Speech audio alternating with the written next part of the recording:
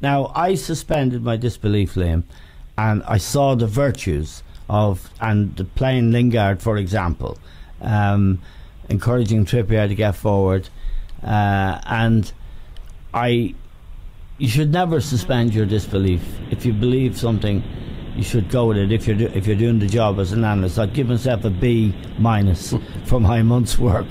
This system, do you see the progression that a lot of the English see, former players, analysts, journalists, or do you agree? Are you inclined to agree with John?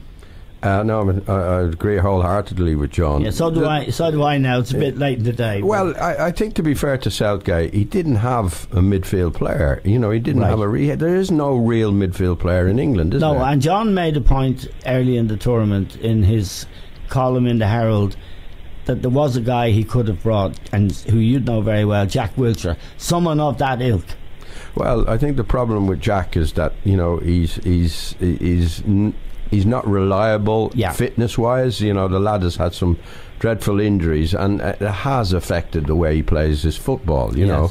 And I think I could understand why Southgate didn't take him, because if you're going to take him, you probably have to play him, you know.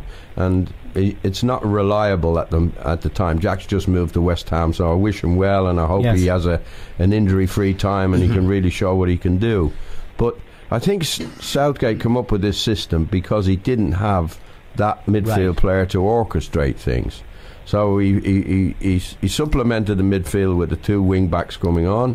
He played the three guys, the three centre backs, you know, right, middle and left. Maguire was always going to be in difficulty there, because and Walker too was always going to be difficult. He's not really a central defender. No, but as they say, they got away with it, and they were excellent at set pieces, weren't they? Yes. But the reason why you cannot say, like the English press are saying, that this team is going to be a real top team in the future is because they have no special players, Eamon. No.